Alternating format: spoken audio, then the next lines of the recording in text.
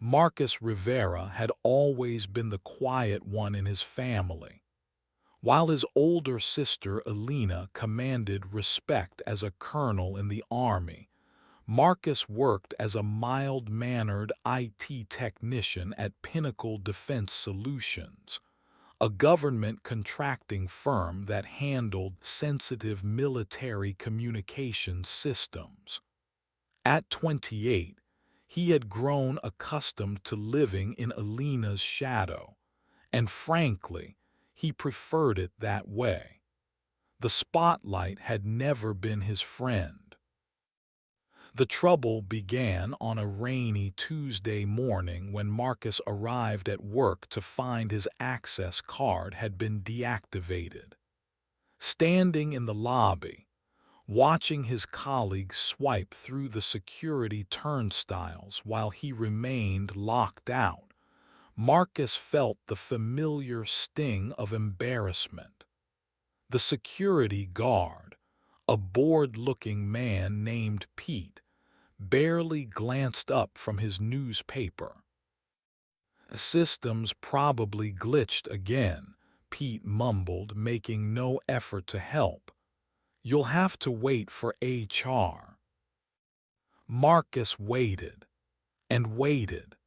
3 hours passed before Janet Holloway from Human Resources finally appeared, her expression somewhere between annoyed and suspicious.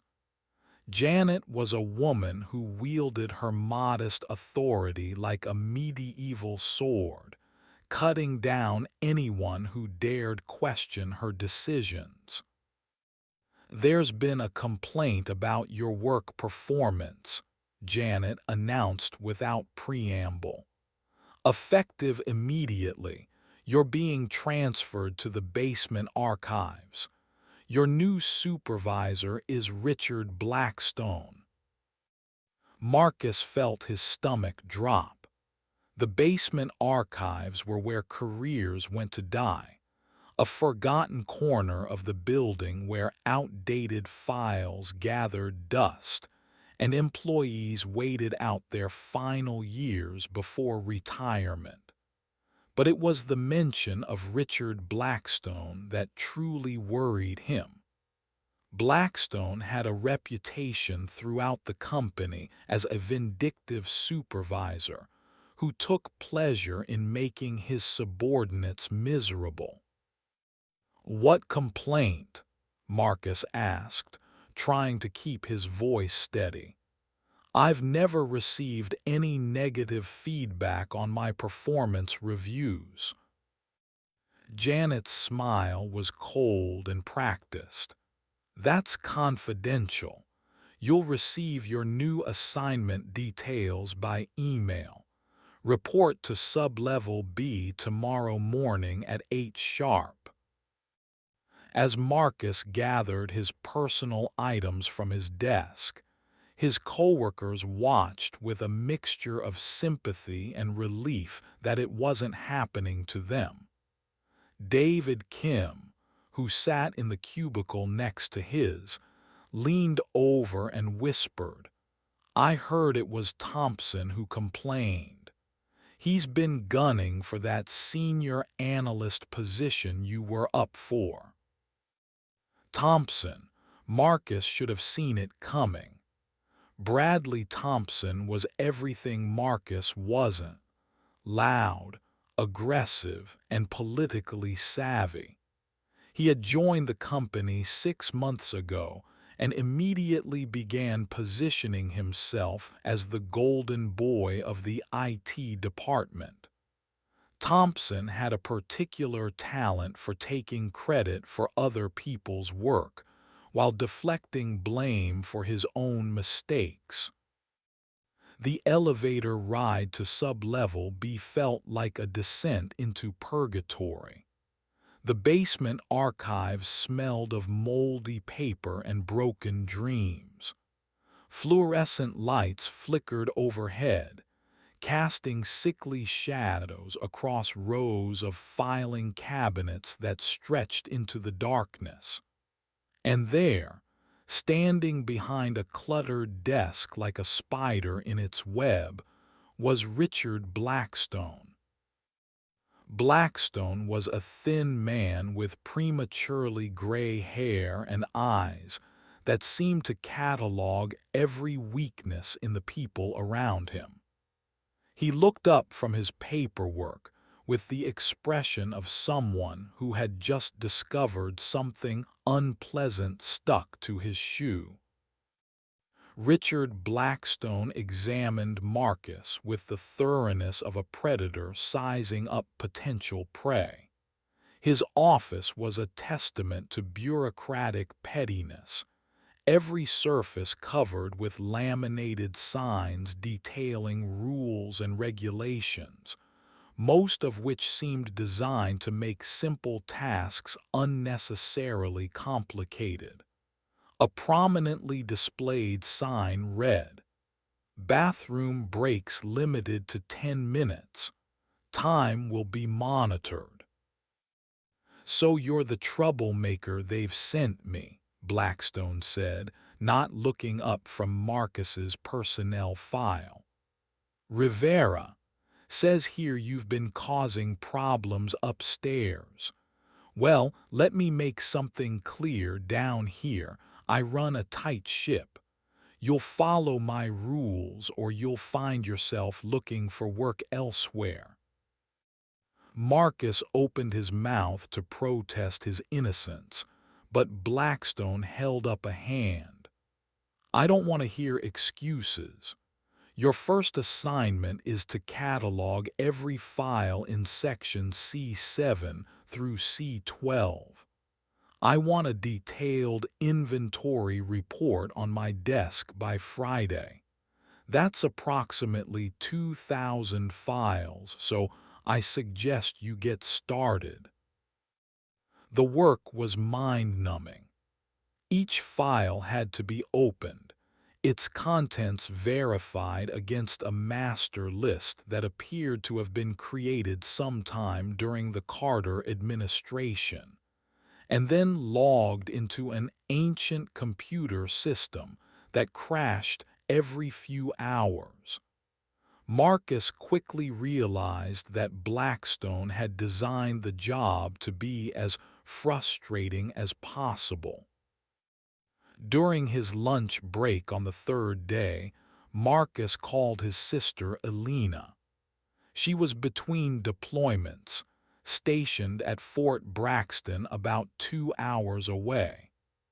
Elena had always been his closest confidant, the one person who truly understood his quiet nature and appreciated his talents. "This sounds like classic workplace bullying," Elena said after Marcus explained his situation. "Have you documented everything? Dates, times, witnesses?" "Some of it," Marcus replied. "But who's going to believe me? Thompson is already spreading rumors that I was demoted for incompetence. Half the office thinks I deserved what happened." Elena's voice took on the steel tone that had made her successful in the military. "Marcus, you've been fixing their computer problems for 3 years. You've saved that company thousands of dollars in downtime. Don't let them rewrite history." But documentation seemed pointless when Marcus discovered just how deep the conspiracy against him ran. Janet from HR had been Thompson's college roommate. The IT director, who should have defended Marcus, was too busy playing politics to care about one quiet technician. Even Marcus's former supervisor, who had always praised his work, suddenly claimed to have no memory of Marcus's contributions to recent projects. Blackstone seemed to take personal pleasure in making Marcus's life miserable. He implemented new rules almost daily. No personal phone calls, no internet access during breaks, mandatory overtime without pay because Marcus was still learning his new position. When Marcus questioned the legality of unpaid overtime, Blackstone smiled coldly and suggested that someone with Marcus's performance issues should be grateful to have any job at all. The breaking point came on a Friday afternoon when Marcus discovered that Thompson had been given the senior analyst promotion, a position that included responsibilities for maintaining the very security systems Marcus had designed and implemented. Marcus Rivera spent his weekend in a haze of depression and anger. The injustice of his situation felt overwhelming. 3 years of dedicated service erased by office politics and petty jealousy. He considered quitting, but the job market was tight, and he couldn't afford to be unemployed. Elena had taught him that sometimes tactical retreat was necessary before mounting a counterattack. But Marcus couldn't see any way to fight back against the system that had crushed him. Monday morning brought a new humiliation. Blackstone informed Marcus that he would now be responsible for cleaning the archive area in addition to his cataloging duties. "The janitorial staff is overwhelmed," Blackstone explained with obvious satisfaction. "Consider it character building." Marcus found himself mopping floors and emptying trash cans while listening to Blackstone's constant criticism. Every task was performed incorrectly according to Blackstone. Every deadline was missed despite Marcus working through his lunch breaks. The man seemed to have an unlimited capacity for creative cruelty. During his second week of janitorial duties, Marcus made an interesting discovery. While emptying Blackstone's trash, he noticed several documents that should have been shredded according to company policy. A closer look revealed that Blackstone had been conducting personal business during work hours, managing his wife's real estate investments, planning expensive vacations, even running a small online business selling military surplus items. More disturbing was evidence that Blackstone had been falsifying reports about the archive's productivity. He was claiming credit for organizing sections that Marcus had actually completed, while simultaneously filing complaints about Marcus's inability to meet basic standards. The man was not just a bully. He was systematically stealing credit for Marcus's work while sabotaging his reputation. Marcus photographed the documents with his phone, careful to avoid any security cameras. It wasn't much, but it was a start. Elena had always told him that good intelligence was the foundation of any successful operation. For the first time since his demotion, Marcus felt a spark of hope. The opportunity Marcus had been waiting for arrived on a Tuesday morning when the company announced that Colonel Elena Rivera would be conducting a security audit of their military contracts. As part of her inspection, she would be reviewing all departments, including the archives. Blackstone was practically vibrating with anxiety when he delivered the news to Marcus. "Your sister's coming here?" Blackstone asked, sweat beading on his forehead despite the basement's perpetual chill. "You didn't tell me you had family in the military." "You never asked," Marcus replied mildly. "Is that a problem?" "Of course not," Blackstone said quickly. "I just want to make sure everything is perfect for the inspection. Maybe you should take a sick day. We wouldn't want any complications." Marcus smiled for the first time in weeks. "Actually, I'm feeling much better lately. I think I'll definitely be here for the inspection." That evening, Marcus called Alina and explained his situation in detail. He shared the evidence he had gathered about Blackstone's misconduct and Thompson's campaign to destroy his reputation. Alina listened without interruption, her military training evident in how she processed the information. "You've done good work gathering this intelligence," she said finally. "But we need to be smart about how we use it. A frontal assault isn't always the best strategy.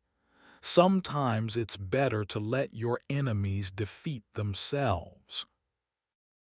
Alina explained her plan. As the lead auditor, she would have access to all personnel files and performance records. She would also be interviewing key employees about security protocols and workplace efficiency. If Marcus had been documenting everything properly, the truth would emerge naturally during a thorough investigation. "Remember," Alina said, "revenge is best served cold and professionally." The morning of the inspection, Pinnacle Defense Solutions buzzed with nervous energy. Senior managers scurried around making last-minute preparations, and even the normally arrogant Thompson looked worried. Marcus arrived early to find Blackstone already at his desk, frantically shredding documents and wiping down surfaces as if cleaning could erase months of misconduct. "Remember what we discussed," Blackstone said when he saw Marcus. "If anyone asks, you've been happy with your position down here. No complaints, no problems. Understand?" Marcus nodded solemnly. "Absolutely. I'll tell them exactly what kind of supervisor you've been." Alina arrived at exactly 900 hours, accompanied by two other officers and a team of auditors. She wore her dress uniform, every ribbon and medal polished to perfection. Marcus watched from the archives as she entered the building, noting how conversation stopped and people straightened their posture in her presence.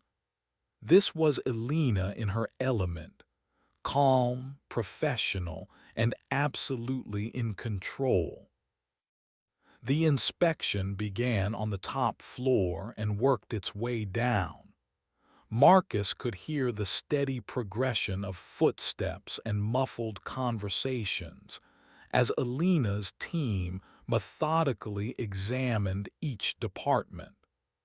Blackstone grew more agitated as the day progressed, checking his watch every few minutes and reorganizing his desk for the third time. "Maybe they won't make it down here," he muttered. "Budget cuts, you know, they might run out of time."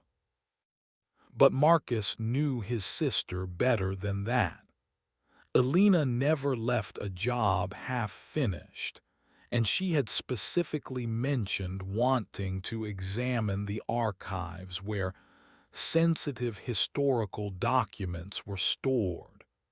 When the elevator finally opened and Alina stepped out in sub-level B, Marcus had to suppress a smile at Blackstone's visible panic. Alina Rivera stepped into the archives with the bearing of someone accustomed to command. Her inspection team followed in precise formation, their clipboards and measuring devices giving them the appearance of a scientific expedition exploring an underground cave. Marcus watched from behind a filing cabinet as Blackstone attempted to compose himself, straightening his tie and adopting what he probably thought was a professional demeanor. "Mr. Blackstone, I presume." Alina's voice carried the crisp authority that had served her well through 2 deployments in Afghanistan. "I'm Colonel Rivera. I understand you supervise this department." "Yes, ma'am, Colonel, ma'am." Blackstone's attempt at military courtesy was painful to watch. "Everything is in perfect order down here. We run a very tight operation." Alina's gaze swept across the cluttered archives, taking in the flickering lights, the musty smell, and the general atmosphere of neglect. "I see. And how many personnel do you supervise?" "Currently just one," Blackstone replied, chest puffing with self-importance. "Marcus Rivera, he's been challenging to manage. Performance issues, you understand. We're working on improvement plans." "Rivera," Alina repeated, as if the name meant nothing to her. "I'd like to speak with him, please." Marcus emerged from the filing area, suppressing the urge to wink at his sister. Alina's expression remained perfectly neutral, showing no recognition whatsoever. Her professionalism was flawless, something Blackstone would never be able to match. "Mr. Rivera," Alina said formally, "I'm conducting a comprehensive security audit. I have some questions about document storage protocols and access procedures." For the next hour, Alina questioned Marcus about every aspect of the archive's operation. Her questions were thorough and technical, revealing an intimate knowledge of information security that surprised Blackstone. Marcus answered each query professionally, sticking to facts and avoiding any hint of personal grievance. "The filing system appears to be in excellent condition," Alina noted, examining several sections that Marcus had reorganized. "How long did this level of organization take to achieve?" "Approximately 3 weeks of full-time work," Marcus replied. "The previous system was inadequate for security requirements." Alina made careful notes. "And who supervised this reorganization?" Blackstone stepped forward eagerly.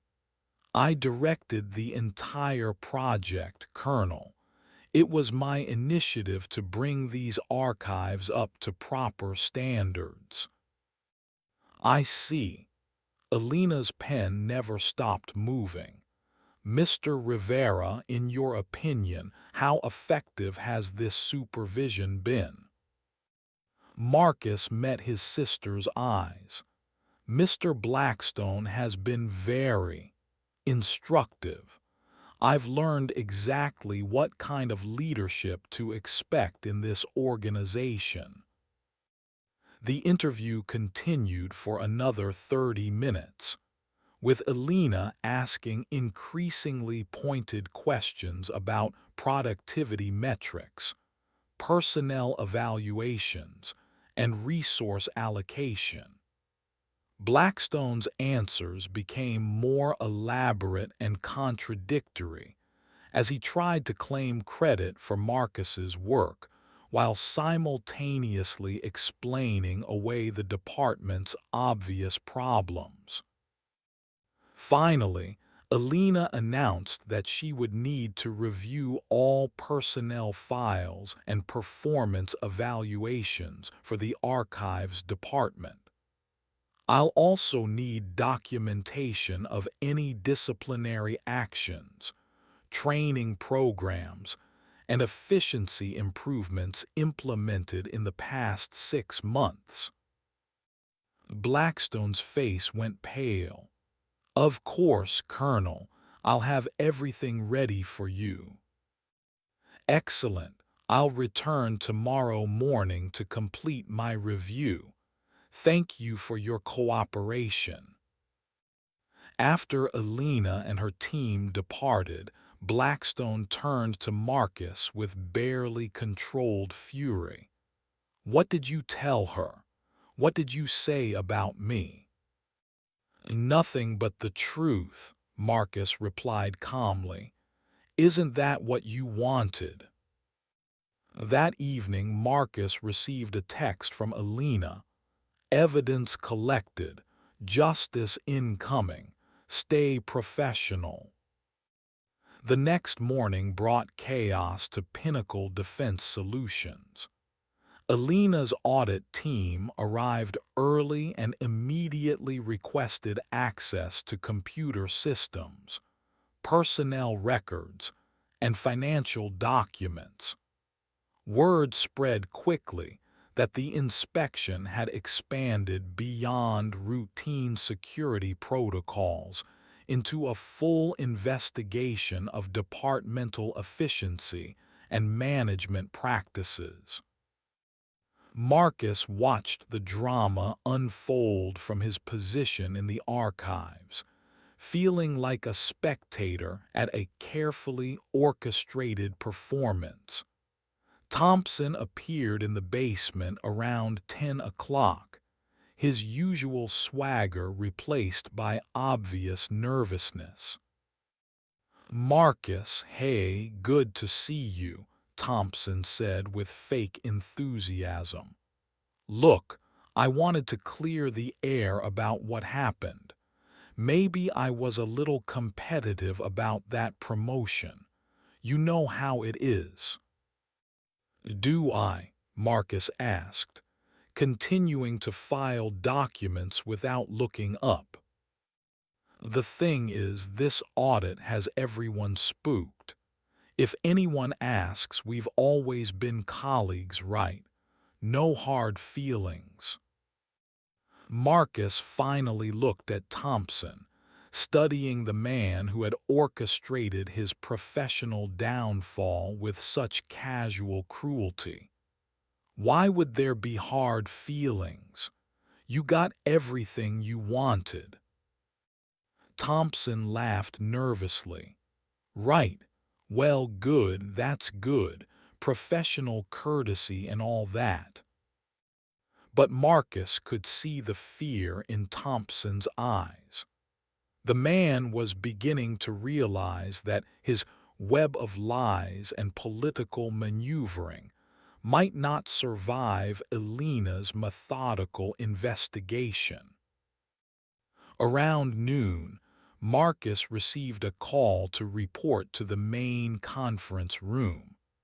As he walked through the hallways he had once traveled with confidence, he noticed how differently people looked at him now. Some offered sympathetic smiles, others avoided eye contact entirely. The politics of workplace survival were written clearly on every face. The conference room was packed with senior management, HR representatives, and Alina's audit team. Marcus took a seat near the back, noting how Thompson sat in the front row next to Janet from HR, both of them trying to project an image of professional confidence. Alina stood at the head of the table, her uniform immaculate and her bearing radiating authority. When she spoke, every person in the room hung on her words. Ladies and gentlemen, thank you for your cooperation during this audit.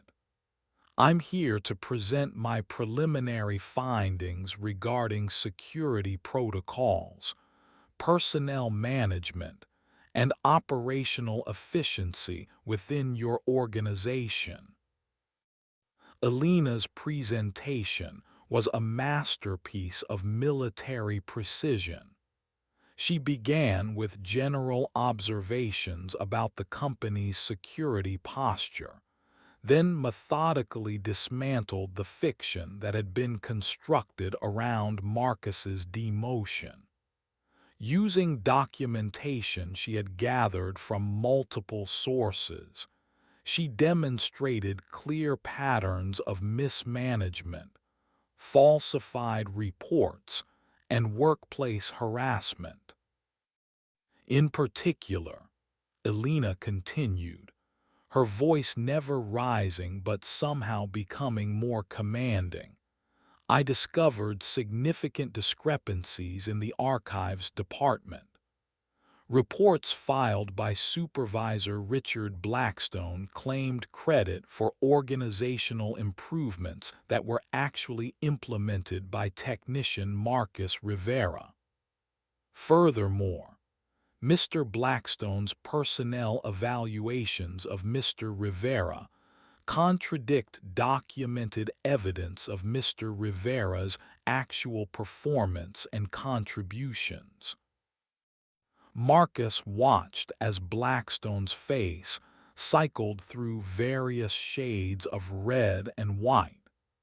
Several executives were taking furious notes, clearly realizing that their company was facing potential liability issues. Alina wasn't finished. Additionally, my investigation revealed that the security system modifications attributed to Bradley Thompson were actually designed and implemented by Marcus Rivera. Mr. Thompson's technical contributions appear to have been significantly overstated. Thompson shot to his feet. That's not true, I can explain. Please remain seated, Alina said coolly. I have documentation to support every statement I've made, including email records, work logs, and testimony from multiple witnesses. The room fell silent except for the sound of Alina turning pages in her report. Marcus felt a warm satisfaction spreading through his chest as he watched his tormentors squirm under his sister's relentless professionalism. Finally, Alina concluded, I must note that these management failures represent serious security vulnerabilities. When talented personnel are systematically undermined and marginalized, it creates instability that can be exploited by hostile actors. I strongly recommend immediate corrective action. Alina's words hung in the air like a judicial verdict. The company's CEO, Harold Morrison, cleared his throat and asked the question everyone was thinking. Colonel Rivera, what specific corrective actions would you recommend? Elena consulted her notes with deliberate calm. First, I recommend a comprehensive review of all personnel decisions made in the past 6 months, with particular attention to any actions involving Marcus Rivera. Second, Mr. Blackstone should be relieved of supervisory duties pending a full investigation of his management practices. Third, the technical contributions of all IT department personnel should be properly documented and credited. Morrison nodded grimly. And what about the security implications you mentioned?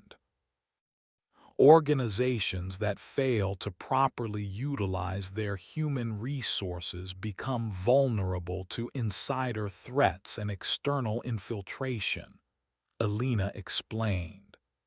When employees feel betrayed by their own management, they may become receptive to offers from competitors or foreign agents. Mr. Rivera, despite his mistreatment, has maintained his loyalty to this company. Not all employees would demonstrate such integrity under similar circumstances. Marcus felt tears threatening as he realized what Elena had done. She hadn't just exposed the injustice he had suffered. She had reframed it as a national security issue that demanded immediate attention from senior management. Morrison stood up, his expression grim. "Thank you, Colonel Rivera. We'll implement your recommendations immediately. Mr. Blackstone, please report to HR. Mr. Thompson, we'll need to discuss your future with this company. As for Mr. Rivera," Morrison paused, looking directly at Marcus for the first time in months, "I think we owe you an apology and a serious conversation about your career prospects here." The meeting dispersed quickly, with various executives and managers hurrying away to begin damage control. Marcus remained in his seat, still processing what had just happened. Elena approached him as the room emptied, her professional demeanor softening slightly. "Marcus," she said quietly, "they laughed when you joined this company, didn't they? Thought you were just another quiet IT guy they could push around." Marcus nodded, not trusting his voice. Elena smiled, the first genuine emotion she had shown all day. "Well, they're not laughing now."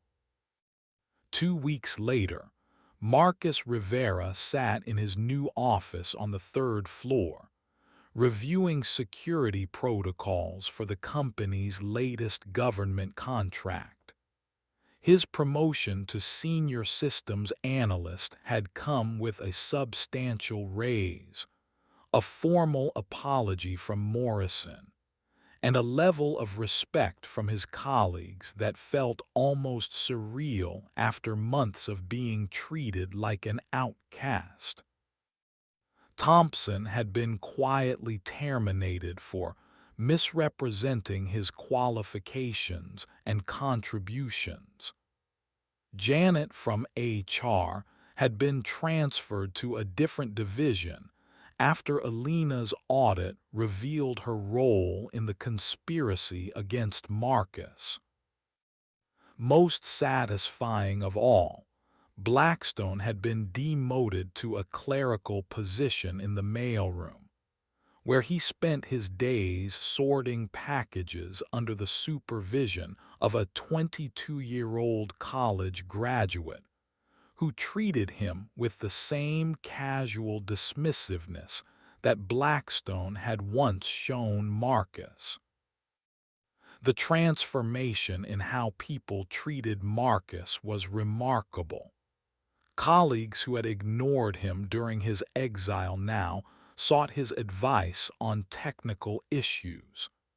Managers who had barely known his name were suddenly interested in his opinions on departmental policies.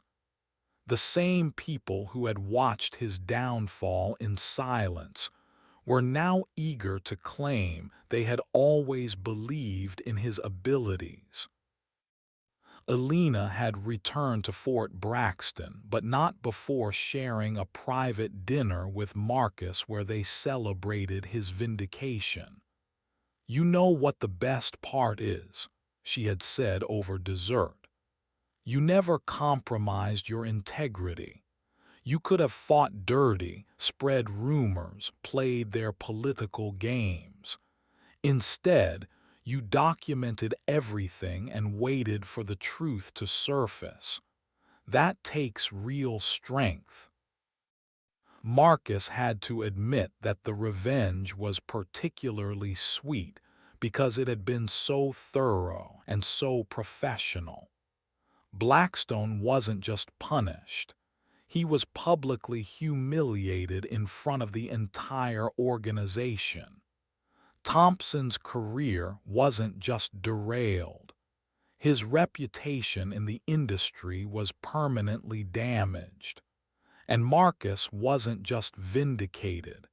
He was elevated to a position where he could prevent similar injustices from happening to others. But perhaps the most satisfying moment came during a company-wide meeting when Morrison announced new policies designed to prevent workplace harassment and ensure proper recognition of employee contributions. "We've learned some valuable lessons about the importance of treating all our people with respect and dignity," Morrison said, looking directly at Marcus. "Moving forward, we're committed to being the kind of organization that attracts and retains the best talent." Marcus thought about that phrase, the best talent, and smiled. They had laughed when he joined the company, dismissed him as a quiet nobody who could be safely ignored or abused. They had never imagined that the unassuming IT technician had a sister who was a colonel in the army, or that their petty cruelties would eventually be exposed at the highest levels of the organization. As Marcus reviewed the security protocols on his computer screen, he reflected on the lessons he had learned during his months in exile. Patience was indeed a virtue, but so was having the right allies. Documentation was powerful, but knowing when and how to use it was even more important.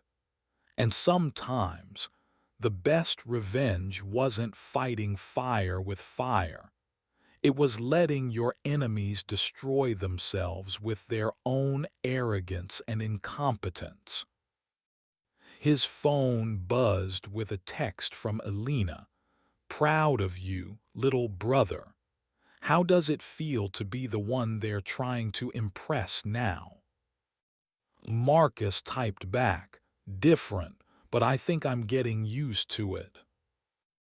That evening, as Marcus packed up his belongings to leave his new office, he noticed Blackstone through the window, pushing a mail cart across the parking lot. The man who had once wielded his petty authority like a weapon was now just another aging employee counting down the days to retirement. There was a certain poetic justice in watching Blackstone struggle with tasks that would have been beneath his dignity just weeks earlier. Marcus didn't feel angry anymore. The burning resentment that had consumed him during his months in the basement had been replaced by something calmer and more sustainable. The quiet satisfaction of a man who had been knocked down but had gotten back up stronger than before. He had learned that justice wasn't always swift, but when it finally arrived, it could be more complete and satisfying than any revenge he could have imagined. As he walked to his car, Marcus thought about the colleagues who were now eager to be his friend, the managers who suddenly valued his input, and the executives who treated him with newfound respect. They thought they understood what had happened, a simple case of mistaken priorities being corrected by military oversight. They had no idea that Marcus's transformation from victim to victor had been carefully orchestrated by two siblings who understood that the best battles were won with intelligence, patience, and overwhelming force, applied at exactly the right moment. The parking lot was nearly empty, but Marcus could see a few remaining lights in the executive offices where senior managers were undoubtedly working late to implement Alina's recommendations. They were scrambling to repair the damage that their negligence had caused, trying to prevent similar problems in the future. It was a different kind of revenge than Marcus had originally imagined, but it was far more effective than anything he could have achieved on his own. Tomorrow would bring new challenges and opportunities. Marcus had been assigned to lead a team of junior analysts, giving him the chance to be the kind of supervisor he had always wished for during his darkest days. He would treat his subordinates with the respect and recognition that had been denied to him, creating a workplace culture based on merit rather than politics. It was a chance to transform his experience from a cautionary tale into a foundation for positive change. As Marcus drove home through the quiet streets, he smiled at the thought of Alina's words. They're not laughing now. Indeed, the people who had dismissed him as insignificant were now competing for his attention and approval. The colleagues who had ignored his contributions were now eager to collaborate on his projects.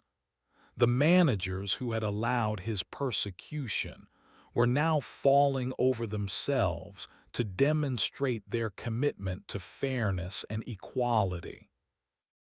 But Marcus knew that the real victory wasn't in watching his enemies fall. It was in rising above their level and becoming someone worthy of respect through his own actions and integrity.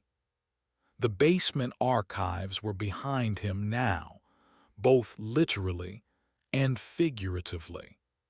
Ahead lay the possibility of building something better, something that honored both his own talents and the values his sister had helped him rediscover. The quiet IT technician who had been dismissed and forgotten had emerged from his ordeal as a leader, a survivor, and someone who understood that true strength came not from avoiding conflict, but from facing it with intelligence, patience, and unshakable principles. They had laughed when he joined the company, but Marcus Rivera would have the last laugh, not because he had destroyed his enemies, but because he had become someone they could never touch again.